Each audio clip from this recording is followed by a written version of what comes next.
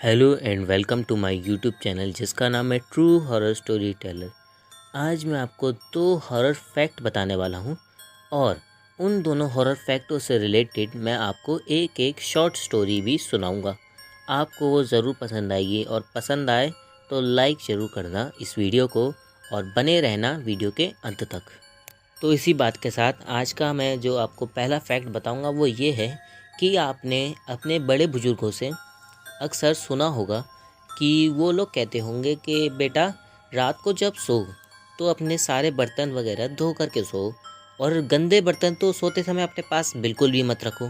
अगर आपने ऐसा सुना है अपने बड़े बुजुर्गों से या नहीं भी सुना है तो ऐसा माना जाता है कि अगर आप अपने सर के पास या कहीं पे भी घर में गंदे बर्तन रात को छोड़ते हो और ख़ासकर अगर आप मीट मच्छी खाते हो और उसके गंदे बर्तन आप रात को छोड़ते हो तो इससे बुरी चीज़ें बुरी शक्तियाँ अट्रैक्ट होती हैं।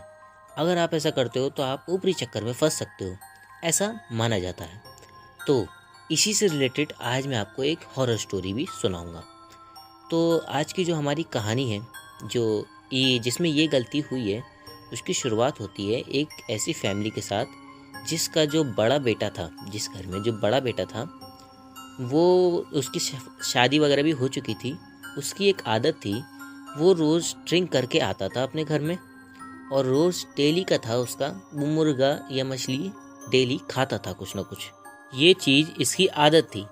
इनके घर में कोई पैसे की परेशानी भी नहीं थी, इसलिए कोई इसको ऐसी हरकतें करने पे इसकी फैमिली में टोकता भी नहीं था। तो इसकी अगर एक बात और कह लूँ मैं आपसे, इसकी फैमिली की अगर बात कर ली जाए तो इसकी एक मम्मी थी केवल। इसके पिताजी एक्सपायर हो चुके थे। इसकी केवल एक मम्मी थी जिनकी एज अच्छी खासी हो रखी थी, दादी जी कह लो उनको एक तरीके से। इस लड़के की एक बेटी भी थी, छोटी बेटी थी। ये समझ लीजिए स्कूल जाने वाली जो होती है उस एज की थी इसकी बेटी, और इसकी एक वाइफ थी। इतने लोगों की ही केवल ये फैमिली थी। तो होता यूँ ही है। एक बात पहले मैं आपको कहानी से पहले बता दूं कि इस लड़के का नाम मैं विवेक रख रहा हूँ कहानी में कम्युनिकेशन के लिए। तो विवेक की यही सब आदतें थी। तो एक दिन क्या होता है, ये विवेक अपने ऐसी जहाँ से काम करता था वहाँ से लौटता है नॉन वेज लेकर के। इनने उस दिन प्लान बनाया था कि पी करके तो आता था ये डेली, तो इस दिन उनने प्लान बनाया था एक दिन कि भाई आज नॉन वेज खाऊँगा रात को। मछली वगैरह लेकर आता है उस दिन। ये सोचता बोले भाई आज मछली खाऊँगा रात को। तो ये क्या करता है, रात के टाइम में ये क्या करता था, अपने घर के बाहर सोता था। मतलब इनके घर के बाहर एक आंगन सा था जिसके ओपन छत थी वो एक तरीके से, तो ये वहीं सोता था। तो इन्हें सोचा बोले भाई आज बाहर ही बैठ के खाना खाऊंगा, आज एक सो भी यहीं जाऊंगा, खाना भी यहीं खा लूँगा। ये खाना खाता है वहाँ पे। अब ये कहता है कि मैं इसे बर्तनों को वहीं, इसका थोड़ा बहुत खाना बच भी जाता है, ये सोचता है कि इसे वहीं रख दूँगा बराबर में और रख करके सो जाऊँगा। ये ऐसा कर रहा होता है, तभी विवेक जो था, इसकी जो मम्मी थी वो कहती हैं कि बेटा ये गंदे बर्तन यहाँ मत रखो, यहाँ ऐसे खुले में गंदे बर्तन रखना अच्छा नहीं होता। अब विवेक की एक बात और मैं बता दूँ आपको, ये था थोड़ा बदतमीज़ सा अपने घर में। तो ये अपनी मम्मी को झटक देता है ऐसा कह के, ए बुढ़िया जाकर अंदर सो जाए, तू दिमाग ख़राब मत करे ज़्यादा, और जब मेरा मूड वैसे ही ख़राब हो रहा है और मुझे सोने दे, ऐसा बदतमीज़ी से बोल करके और ये सो जाता है विवेक। अब उसकी मम्मी भी कुछ नहीं करती है, क्योंकि ज़्यादा कुछ करती छुआछड़ी खुद हटाती खाना तो ये लड़ पड़ता, ऐंठ दिखाने लगता, इसलिए वो चुपचाप जा कर के अपने नीचे सो जाती है। अब क्या होता है, ये रात के टाइम में उठता है पानी पीने के लिए। तभी ये देखता है कि जो इसकी थाली है उसके अंदर जो भी ग्रेवी वगैरह थी मछली की वो बिखरी पड़ी है, और दूर कोने में इसकी जो मम्मी है, जो इसकी मदर थी विवेक की, वो कटर कटर करके मछली की हड्डियाँ और वो जो मछली है वो इसकी जो ग्रेवी थी वो सब खा रही हैं और चबा रही हैं कोने में बैठ करके। अब ये कहता है, अरे बुढ़िया पागल हो गई है क्या, रात के टाइम में कहाँ कोने में बैठ के खाना खा रही है, ये सब गिरा दिया तूने, क्या कर दिया। अब ये एकदम से ऐंठ में बोलता है। तभी सामने इसकी जो माँ होती है वो इसकी तरफ मुस्कुराते हुए देखती है कि तू कहती है, वो कहती है बोले टोक मत मुझे, तेरे लिए बहुत भारी पड़ जाएगा तुझे मुझे टोकना, तू मुझे मत टोक, तूने मुझे चढ़ाया है ना, ये मेरे लिए तो रखा था तूने, आज बाहर क्यों रखा, वरना इसको अंदर रख के आता, तूने मेरे लिए रखा है, मैं खा रही हूँ, मुझे टोक मत, वरना कल तेरे बच्चे, तेरी बीवी भी खाएगी और तेरी बेटी भी खाएगी ऐसे ही मेरी तरह। ऐसा करके इसकी वो क्या कहते हैं, जो मम्मी थी विवेक की, वो बोलती, बुढ़िया सी जो एजेड थी वैसी वो अजीब सी भाषा में बोलती हैं। तो विवेक कहता है अरे मम्मी क्या हो गया, ऐसे करके एकदम से उनके पास जाकर के उन्हें झटक देता है, मतलब झिंझोड़ता है थोड़ा कि क्या हो गया। तो एकदम से इनकी जो मम्मी थी विवेक की, वो होश में से आ जाती हैं कि हाँ हाँ बेटा क्या हुआ, और मैं यहाँ कैसे आ गई, और ये सब कैसे हुआ। उन्हें कुछ पता ही नहीं था कि हुआ कैसे इतना सब कुछ। विवेक ये हरकतें देख के और बिदक जाता है कि तुम ये सब ड्रामा कर रही हो, मैंने तुम्हारा ये खाना जरा सा नहीं हटाया और तुमने इतना सबको ड्रामा कर दिया, कलेश कर दिया। अब तुमने ये सब कर दिया तो अब दोबारा करके दिखाओ ये, तब तुम्हें बताऊंगा। ऐंठ में ऐसा कह करके और सो जाता है उस दिन। अब इसकी जो मम्मी थी विवेक की, वो भी नीचे आ जाती है अपने घर में। ये विवेक थोड़ा आंगन में ऊपर सी जगह थी थोड़ी, वहाँ सोता था, तो मम्मी भी नीचे आ जाती है वापस आकर के और सो जाती है। अब अगला दिन होता है। अगले दिन सुबह उठ करके तुरंत विवेक अपने नीचे जब उठ करके जाता है और अपनी फैमिली में बैठता है, तो सबसे पहले अपनी मम्मी को उल्टा सीधा बोलना शुरू कर देता है। उसके बाद में रात की सारी घटना अपने फैमिली में जिक्र करता है, सबको बताता है। तो सब तो समझते हैं सिचुएशन को, मगर विवेक अपनी ऐंठ में होता है। उसे लगता है कि मम्मी ने, मैंने काम नहीं करा, बस इस चीज़ के लिए, इस छोटी सी बात के लिए इतना रात को ड्रामा कर दिया मुझे डराने के लिए। वो मम्मी की जो उस समय हुआ उनके साथ, उस चीज़ को बिल्कुल भी नहीं समझता। पूरी फैमिली लेकिन ये सुनने के बाद थोड़ी टेंशन में आ जाती है कि ये हुआ कैसे, ये मतलब समझ में नहीं आता किसी को भी। और जो मम्मी होती है विवेक की, वो तो खासकर ज़्यादा टेंशन में होती है, उन्हें ज़्यादा प्रॉब्लम होती है क्योंकि उन पे ही हुआ था एक्चुअल में जो भी परेशानी हुई थी। खैर, अगले दिन की रात होती है। अगले दिन की रात को विवेक पिछले दिन से ज़्यादा पी करके अपने घर में घुसता है। नॉनवेज की थैली इस बार भी उसके हाथ में ही थी। वो अपने घर में घुसता है और कहता है कि देखूं तो सही, ये बुढ़िया कल भी ड्रामा कर रही थी और कह रही थी कि तेरे बहू को, तेरी बेटी पे और ये सब पे ऐसा होगा, ये ड्रामा कर रही थी। देखूं तो सही आज क्या ड्रामा होता है, आज अगर हुआ तब बताऊंगा इसको, ये बहुत बोल रही थी कल। इस तरीके से बहुत बदतमीजी से विवेक घर में बोलता है और जहाँ ये सोया था पिछले दिन, वहीं जा कर के और अपना नॉनवेज खाता है और जो हड्डियाँ वगैरह थी वो वहीं सब छोड़ देता है और कहता है देखूँ आज दोबारा खा के देखे, मैं यहीं रख रहा हूँ अपने सोते समय अपने सर के पास, और ये खा के देखे तब बताऊँगा इसे। अब क्या होता है, ये सो जाता है। थोड़ी देर के बाद पिछले दिन की तरह ही इसकी आँख खुलती है। इसको उठ के देखता है तो इसकी अब की बार पूरी जो थाली थी, जो भी ये लेकर आया था और जो हड्डियाँ वगैरह थी वो सब गायब थी।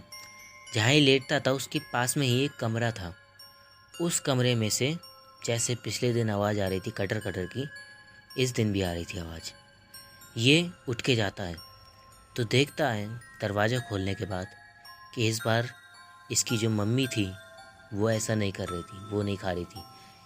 जैसा पिछले दिन वो जो भी आत्मा थी उनकी मम्मी के शरीर में, वो बोल के गई थी कि तेरी बीवी होगी और तेरी बेटी होगी अगले दिन, वैसे ही उसी तरीके से ही कोने में बैठ के उस कमरे के एक एक इसकी जो बेटी थी विवेक की और विवेक की जो वाइफ थी, वो कटर कटर करके जो खाना लाया था वो खा रही थी और हंस रही थी इसको देख करके। तभी एकदम से जो विवेक की जो बेटी थी वो विवेक से कहती है, अंकल तुमने मुझे आने दिया इस शरीर में, बहुत बहुत शुक्रिया, और मैं तुम्हारे कारण ही आज तुम्हारी बेटी के शरीर में हूँ। तुमने मुझे ये चढ़ाया है भोज और तुम्हें इसका फल भी मिलेगा। ऐसा हंसते हुए कहने लगती है। इतनी छोटी बेटी थी, ये समझ लीजिए आप, उसकी मतलब उसे आत्मा भूत प्रेत के बारे में भी सही से डिटेल नहीं होती। जिस उम्र में बच्चों को, उस उम्र में वो ऐसी बातें बोल रही थी। ये बातें देख के अब की बार विवेक को होश आ जाता है, समझ में आ जाता है कि क्या हो रहा है। वो इन दोनों को देख ही रहा होता है, तभी बराबर में देखता है तो इसकी जो माँ थी वो कह रही होती, देख तूने नहीं करा और तेरी गलती के चक्कर में आज ये दोनों बहू बेटी दोनों परेशान हैं, तो तेरी चक्कर में ऐसा हुआ है देख। और ये कहते हुए बराबर में वो बुढ़िया वो रोने लगती है, जो उसकी माँ थी विवेक की, वो रोने लगती है खूब ज़ोर ज़ोर से। और जो विवेक की वाइफ थी और विवेक की बेटी जिन पर आत्मा सवार थी, वो खूब ज़ोर ज़ोर से हंसने लगती है। और उनकी हंसी इतनी डरावनी होती है कि मतलब विवेक की भी उस समय पसीने छूट गए थे, बहुत बुरी हालत हो गई थी।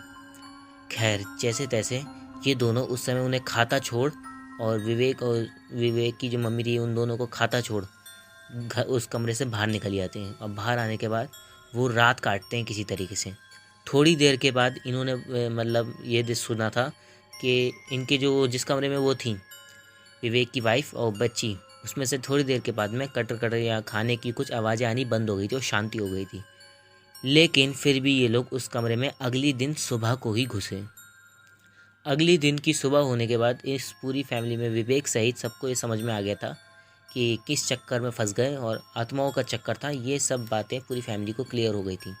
सुबह होने के बाद विवेक की वाइफ और विवेक की जो बेटी थी वो दोनों नॉर्मल भी हो चुके थे। किसी पे कोई आत्मा उस समय थी नहीं। अगले दिन ही ये लोग तुरंत किसी पंडित जी को अपने बुलाते हैं। वो पंडित जी भी बिल्कुल सही थे, जानकार पंडित थे। वो आकर के मंत्र वगैरह फूंकते हैं और पूजा पाठ करते हैं और घर में शुद्धि करके जाते हैं। और विवेक उस दिन से कसम खा लेता है कि न कभी मैं मुर्गा खाऊंगा, मुर्गा बकरा, ना कभी कुछ खाऊंगा नॉनवेज, ना ही कभी मैं शराब पीऊँगा। उस दिन से और आज भी ये फैमिली नॉर्मल है। इन्होंने कभी भी, जो विवेक था, इन्होंने कभी भी नॉनवेज नहीं खाया, ना कभी शराब पी। इतना उस दिन के में ये डर गया था विवेक, और इसकी फैमिली को भी उस दिन से मतलब पूरी जानकारी हो गई थी इन चीज़ों के विषय में, क्योंकि फंस गए थे एक बार। उस टाइम के बाद में इसकी पूरी फैमिली को भी सब आत्माओं के विषय में पूरी जानकारी हो गई थी। और ये आज पूरी सिक्योरली रहते हैं अपनी फैमिली में, और ये लोग बर्तनों का वगैरह का हर चीज़ों का ध्यान प्रॉपरली रखते हैं। तो ये थी आज की हमारी पहली कहानी।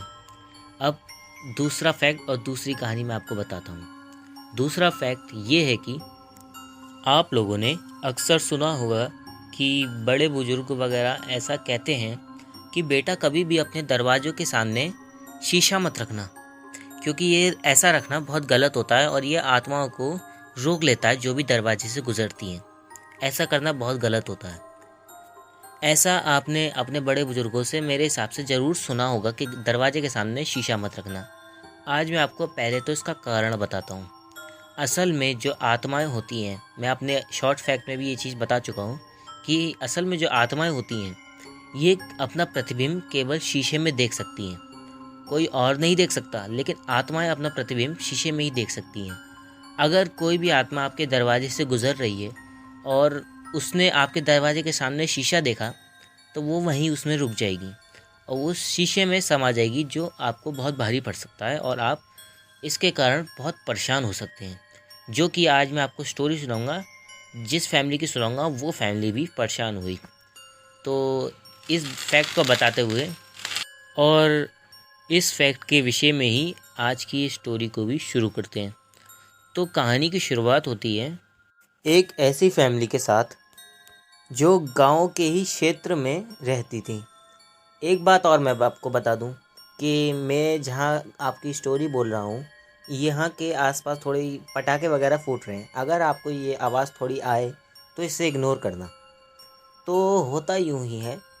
इस फैमिली की एक सेकंड बात कर ली जाए, इस फैमिली मेम्बर्स की। इस फैमिली में कितने मेम्बर्स थे? तो इस फैमिली में हस्बैंड वाइफ थे, और जैसे पिछली फैमिली में था, इनमें भी एक हस्बैंड की मदर ही थी केवल, और इनका एक बेटा था और एक बेटी थी। ये इतने लोगों की ये फैमिली थी। तो होता यूँ ही है, एक दिन ये जो हस्बैंड था इस फैमिली में, इसका नाम भी मैं एक तरीके से शुभम रख ले रहा हूँ। तो शुभम एक दिन अपने फैक्ट्री में से लौट रहा होता है, तभी इसे एक शॉप पर रखा हुआ एक शीशा दिखता है। मतलब ड्रेसिंग टेबल नहीं थी वो, एक केवल शीशा था।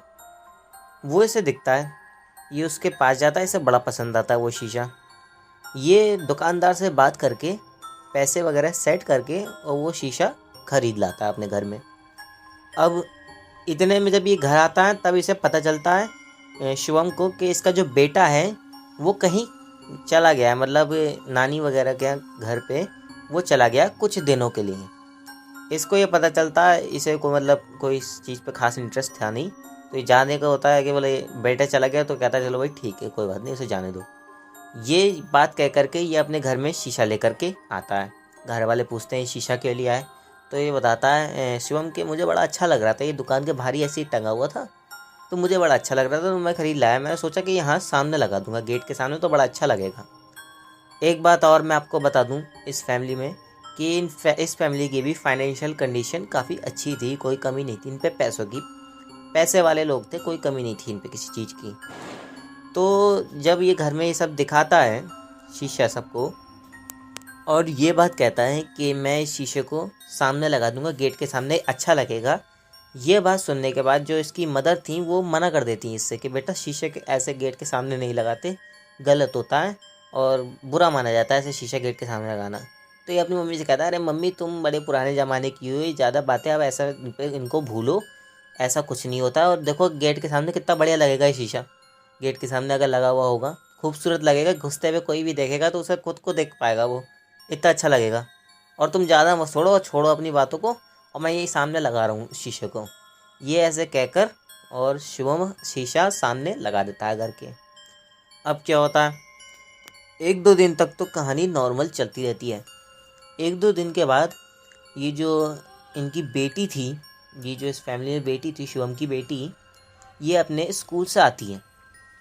स्कूल से आने के बाद ये क्या करती है, ये आ कर के और सीधे जा कर के शीशे के सामने कुर्सी डाल करके और बैठ जाती है और बातचीत करने लगती है जैसे शीशे में किसी से बात कर रही हो। अब ये चीज़ जो है इसकी दादी देखती है बच्ची की, और इसकी मम्मी भी देखती है। तो ये चीज़ वो लोग देखते हैं, लेकिन स्टार्टिंग में ये लोग इस चीज़ को इग्नोर कर देते हैं, ये सोच करके कि बच्चों को बचपन में अकेले में बोलने की आदत होती है, वो इमेजिनरी फ्रेंड बना देते हैं बच्चे, तो ये कोई बात अजीब नहीं है।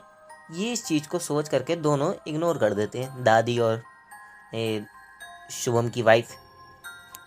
खैर इस चीज़ को भी 1-2 दिन बीत जाते हैं, लेकिन इन 1-2 दिन के बीच में ही ये जो बच्ची थी, शिवम की जो बेटी थी, ये डेली स्कूल से आती और सीधे शीशे के सामने बैठ जाती और बात करने लगती जैसे अपने फ्रेंड से बात कर रही हूँ। और ऐसा 2-3 दिन तक होने लगता है। एक दिन जब शिवम की जो मम्मी थी ये घर में अकेली होती हैं और शिवम की बेटी होती है केवल घर में, तो ये जो है ये शीशे के सामने ऐसे ही बात करने लगती है शिवम की बेटी। तो ये देख करके ये जो दादी थी इसकी लड़की की, ये कहती है कि बेटा तू किससे बात कर रही है, काफ़ी दिन से देख रही हूँ मैं तुझे ऐसे अकेले अकेले बोलते हुए, किससे बोल रही है। तो ये कहती है बेटी कि दादी मैं तो ऐसे ही अपने दोस्त से बोल रही हूँ, जब मैं स्कूल से आती हूँ तो मेरे साथ साथ आती है ये, जब मैं आती तो मेरे साथ ही घुसती है घर में और सीधे शीशे में चली जाती है और हम मैं इससे बात करती हूँ। तो दादी कहती है बेटा कोई नहीं है। तो दादी से कहती है नहीं दादी जी देखो तो सही, सामने लड़की बैठी तो है, इससे बात कर रही हूँ मैं इतनी देर से, ये मेरी फ्रेंड है, मैं स्कूल से आती हूँ तो इससे बातचीत करती हूँ, मुझे अच्छा लगता है इससे बोलना। अब ये बात दादी से कहती है। अब दादी को ये चीज़ अजीब लगती है, इन्हें शक तो था ही कि गेट पे ऐसे रखते नहीं शीशा इस चीज़ का, तो दादी को ये बात अजीब लगती है, लेकिन वो उस समय कुछ जिगर नहीं करती हैं अपनी पोती से। थोड़ी देर के बाद जब शिवम की वाइफ घर में आ जाती है तो उसे दादी ये जो थी ये सारी बात बताती है कि ऐसे ऐसे कह रही है कि इसे शीशे में अपनी फ्रेंड दिख रही है, सारी बात बता देती हैं शिवम की वाइफ को। तो वो कहती हैं कि मम्मी जी मतलब ऐसी बात है तो कुछ ऊपरी चक्कर तो नहीं है, ये चीज़ इसके दिमाग में आती है शिवम की वाइफ के। तो ये दोनों इस विषय में बातचीत करने लगती हैं। अब थोड़ी देर में क्या होता है, थोड़ी देर के बाद में शिवम घर में आ जाता है। शिवम घर में आता है तो इन बातों का जिक्र ये दादी उससे भी करती है। तो शिवम कहता है कि अपनी क्या कहते हैं मदर से कि मम्मी यार तुम्हें यार बड़ा चक्कर है, तुमने शीशा हटवाने के चक्कर में बड़े नए नए का खेल खेल लियो और ये बच्चे तो बचपन में ऐसी इमेजिनरी फ्रेंड बनाते रहते हैं, इस चीज़ पे कहाँ ध्यान दे रही हूँ। तो इसकी मम्मी कहती हैं शिवम की कि बेटा देख वो केवल शीशे के सामने कह रही शीशे में दोस्त है, ऐसे कह रही है, इसलिए मुझे अजीब लग रहा है। तो वो कहता है क्या कहते हैं कि मम्मी यार ज़्यादा ध्यान मत दो इन चीज़ों पे, ऐसा कुछ ना होता है और बच्चे ऐसे इस उम्र में ऐसे इमेजिनरी फ्रेंड बनाते रहते हैं। और ये करके शिवम कहता है कि इग्नोर करो बात को। खैर ये चीज़ शिवम की वाइफ के दिमाग से भी निकल जाती है अपनी बेटी के लिए, शिवम के दिमाग में तो थी ही नहीं, लेकिन इनके दादी के दिमाग में ये चीज़ रहती है। ये बात सोचते सोचते ये उस दिन रात को सो जाती हैं। रात के टाइम में क्या होता है, रात के टाइम में जो ये दादी थी, इनकी अचानक से आँख खुलती है।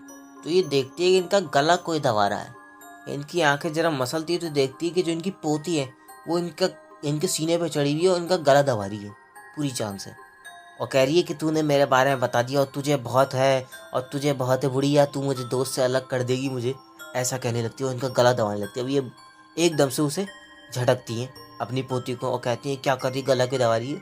अब इतना शोर शराबा होता है तो सब लोग जाग जाते हैं। इसकी भाई इनकी बेटा ये जो शिवम था और शिवम की वाइफ सब जाग जाते हैं। ये कहते हैं, शिवम अपनी मम्मी से कहता है कि क्या हो गया मम्मी बताओ।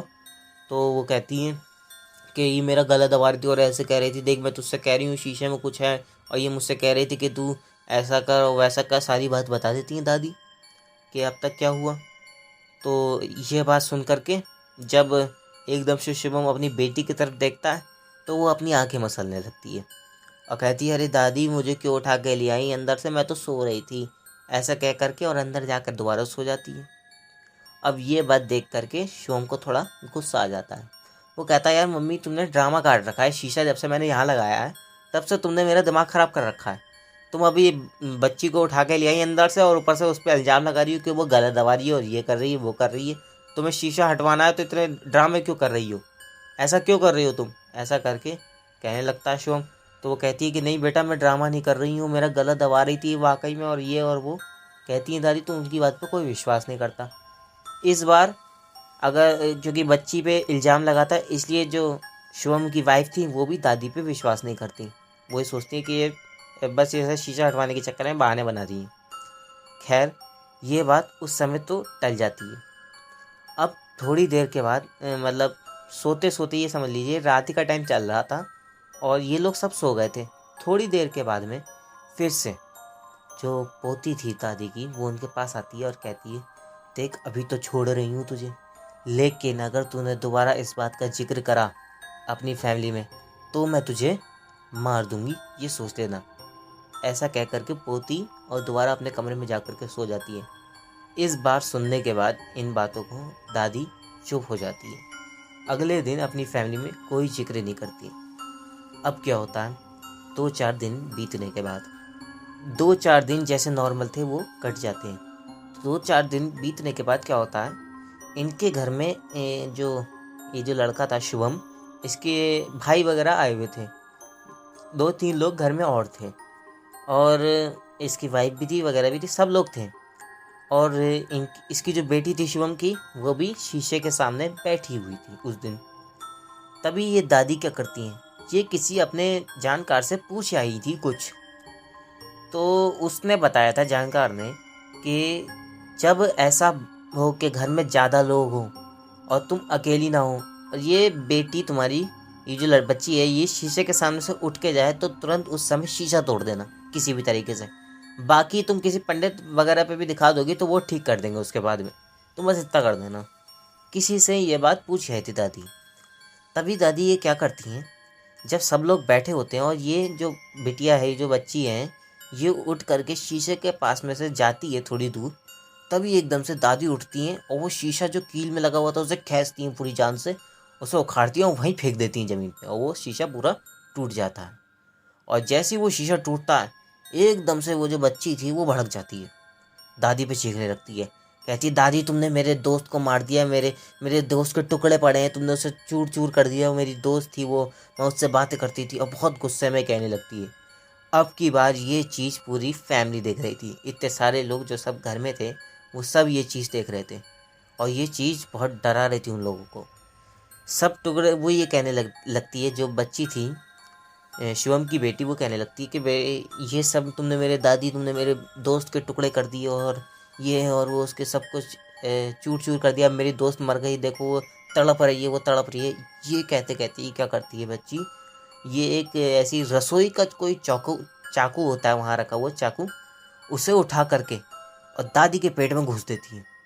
और एकदम से ये चीज़ देखने के बाद जो फैमिली में लोग बैठे हुए थे वो एकदम से बच्ची को पकड़ लेते हैं, और लेकिन इस बीच में वो जो चाकू था वो दादी के पेट में घुस चुका था।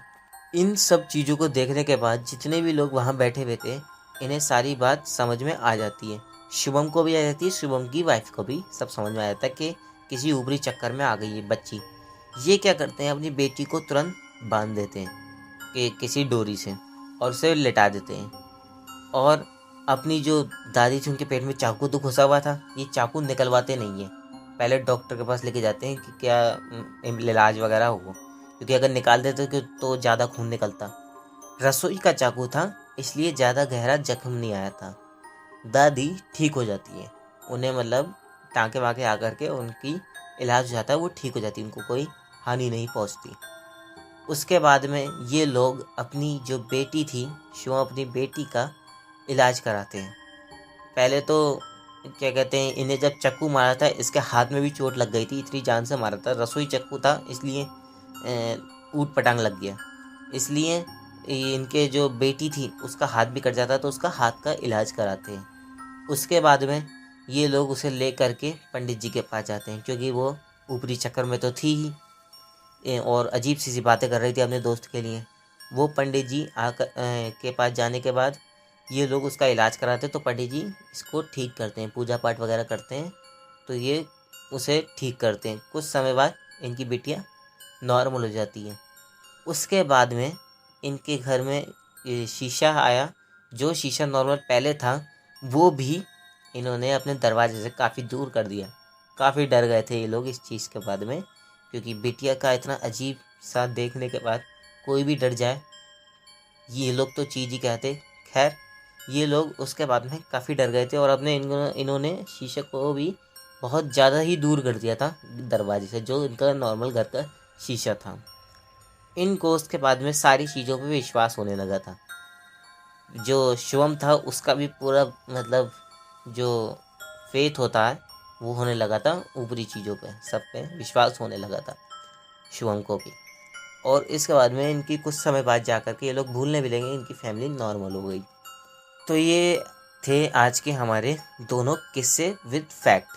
अगर आपको ये किस्से दोनों और ये फैक्ट अच्छे लगे हों तो लाइक शेयर कमेंट ज़रूर करना। और अगर आपको ऐसी स्टोरीज़ भी सुनना पसंद है और अगर आज का ये कंटेंट थोड़ा अच्छा लगा हो और अलग लगा हो तो चैनल को सब्सक्राइब कर लेना। और अगर आपको केवल फैक्ट सुनना भी पसंद है तो आप मेरे फैक्ट सुन सकते हो। मैं शॉर्ट्स में फैक्ट अपलोड करता हूँ, आप उन्हें भी जा कर के ज़रूर वॉच करें, वो भी आपको ज़रूर पसंद आएंगे। अपना समय हमें देने के लिए आपका बहुत बहुत धन्यवाद।